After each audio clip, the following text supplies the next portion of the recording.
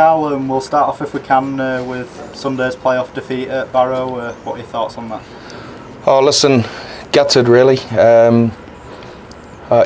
Myself along with the coaching staff and the players, I really thought we were heading to Toulouse.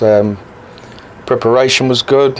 We did everything we could to prepare them, and I think there was a couple of crucial calls that, for those who went, they would have seen them. A few tries disallowed early doors, and it's a different game. But second half, and just no excuse. And poor finish to the season, really, and a really one that was just gutting for everyone. Obviously, as you say, it's brought the season to a close. How do you reflect on 2016 overall? Oh, mixed bag, but one thing that I'm quite proud of, really.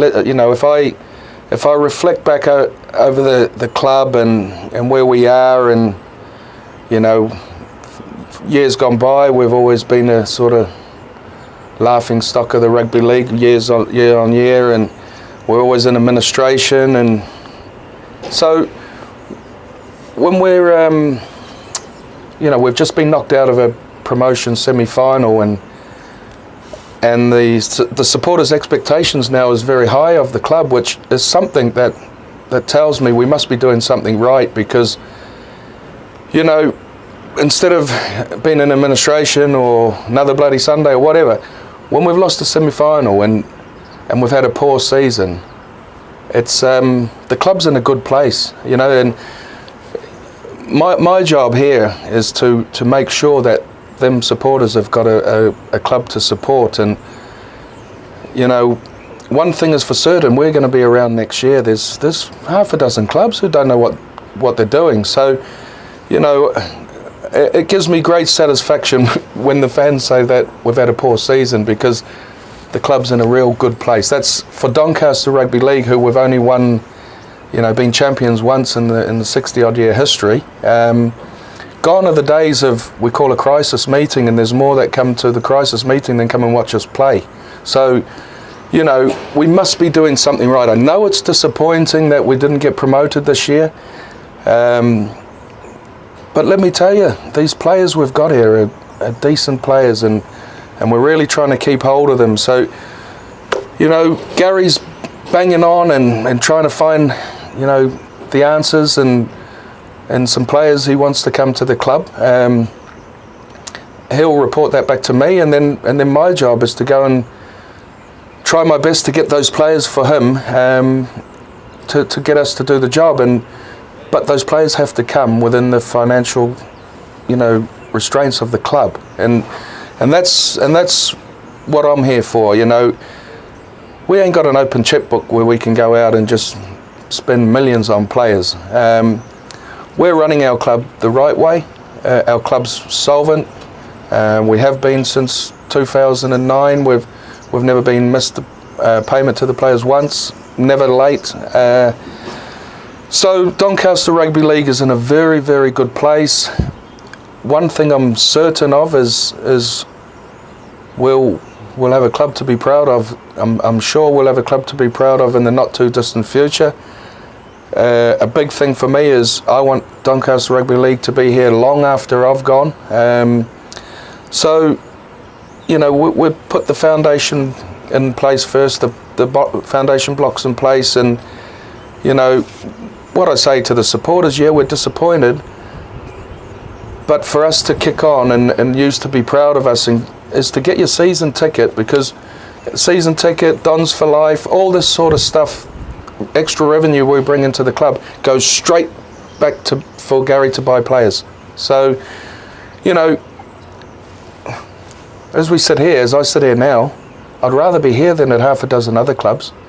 One thing I can say to all our fans out there is we've got a club next year that's in financially sound. And when I revert back to, I think it was 2012, I think, when I took over and we had a crisis meeting, and people were coming up to me and saying, thanks, Carl, listen, I'm not bothered what league we're playing in. as long as we've got a Dons to support. And now the fans' expectations is high. I'm so proud of that. It gives me great pleasure, because not the fans' expectations of us fighting off relegation or something like that. Now we should be winning things, which, you know, is fantastic, and good on them. I'm all right with that. That's fine, and we share those same aspirations. We share the same hurt when we don't do it. But support us, honestly, support us, because I'm not on here begging you to come and support us. But what I'm saying is, the plan of the club is going to be massive. I've brought into it. Hey, I believe it will happen. I believe if we do it the right way, we'll have a club here for many, many, many years, and a very, very successful club. Obviously now, you know, almost immediately after the Barrow game, though, I guess, you know, attentions do turn to next season. Oh, listen, on the bus on the way home, we had a little bit of a sit down with the coaching staff and that, and, you know, I said 2017 starts tomorrow. And it does. The report that I got back from the coach and the backroom team regarding the off-season and when they're coming in and all that, the report I received on Monday morning and on my computer, it blew me away. The attention to detail was phenomenal, and this is what I say, you know, the three coaches that have worked with me here, Tony Miller, Paul Cook and Gary, they work the socks off. They go above and beyond what they should be doing. You know, these blokes work 24/7 for the club, and they've got jobs, you know what I mean? So for Gary to send me that on the Monday morning in depth and in detail of what everyone knows what we're doing. We know when the injured players are coming back, we know who's going for surgery when, you know, I can't fault them. And listen, these blokes are work the socks off for the club, and we should appreciate them instead of, you know, oh, last year it was get rid of Paul Cook, and now we should have never got rid of Paul Cook. Easy to blame somebody. Blame me, blame the coach, blame who you want. At the end of the day, the boys don't go on the field to lose rugby league games, and we're just trying to build a culture here, and a winning culture, and change things gradually. We had a turnover of 20 players. You know, that's difficult. So if we can keep the majority and add a few marquee players to that lot, these boys, a lot of them came out of academy. They've to be fair, they've held their own in this league, and they've done quite well. Next year they'll be 1 year older. They'll be used to the league. It won't be new to them. So listen, I'm excited. I truly believe in what we're trying to achieve, and I truly believe that you know, this club, a fantastic club, I will get it to where it needs to be. Obviously things have started great from a signings point of view on Monday with Supporters Player of the Year, Player of the Year and Players Player of the Year, Tom Carr signing a new deal with the club. How pleased are you to get that over the line? Oh, listen, he's a great guy. He's a character. Again, a little bit of Gary really, really persisted with Tom and was adamant we signed Tom.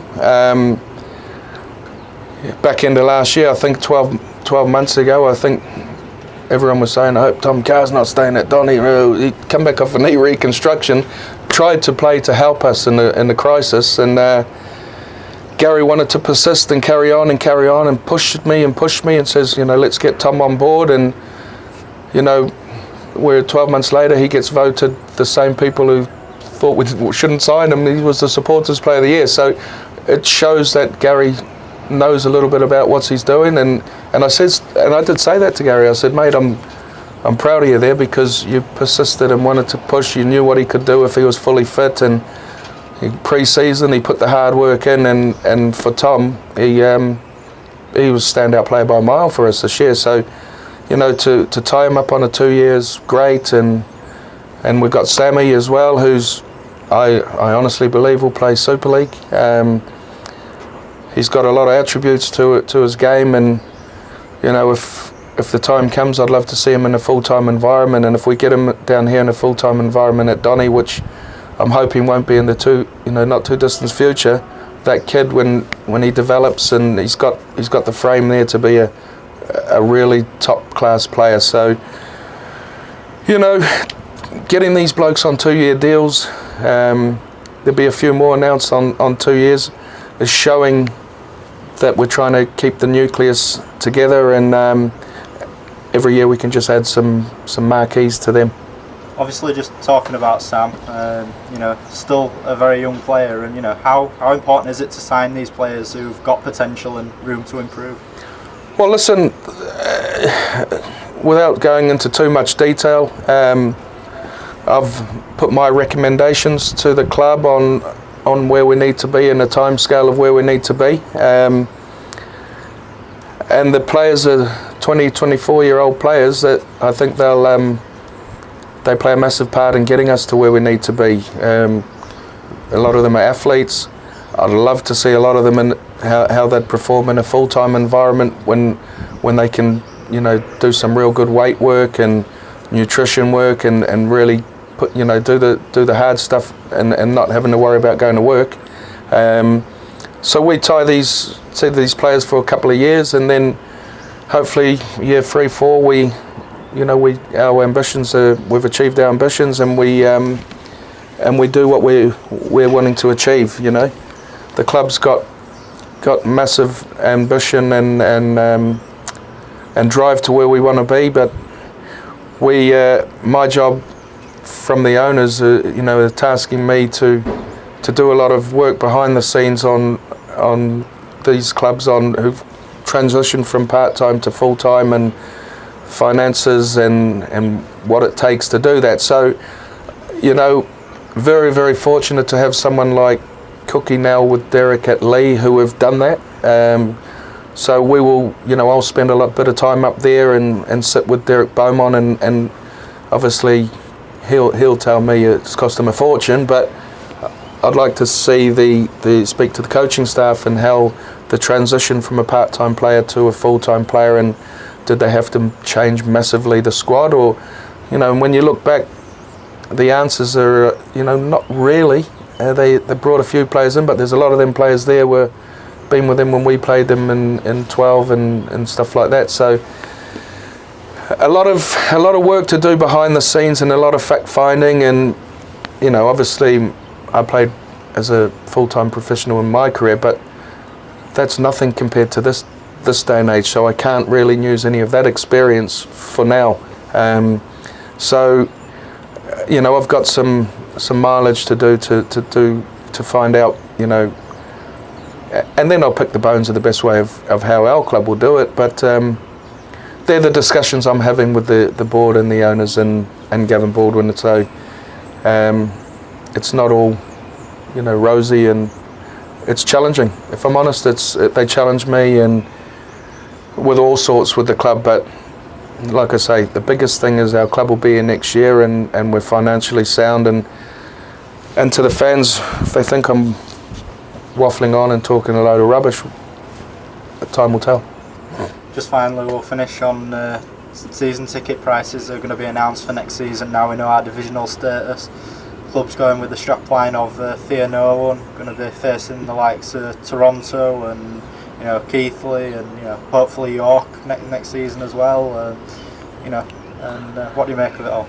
Oh, listen, hey, get your season ticket, because we need to get better players some marquee players, not better. We need to get some marquee players at the club with a bit of experience, and because I'll tell you now, next year will be a lot harder than it was this year, but we'll be a lot better than we were this year as well. I'm confident of that. It'll be a tough league next year, and we get the boys out there who we want to bring to the club, and, you know, I'm not going to sit here and say we're going to be competitive. We want to go one better next year than we did this year, and that is that's the instruction to the coaching staff, and that'll be the instruction to the players, that, you know, semi-final this year, I'll get off the fence. Nothing less than a final next year for us. We've got to do it. And 12 months later, I'm certain someone's going to put this on and say, Carl Hall, you said that. Hey, I want to win. So do the fans. So does the club. So does the coaching staff. So time will tell.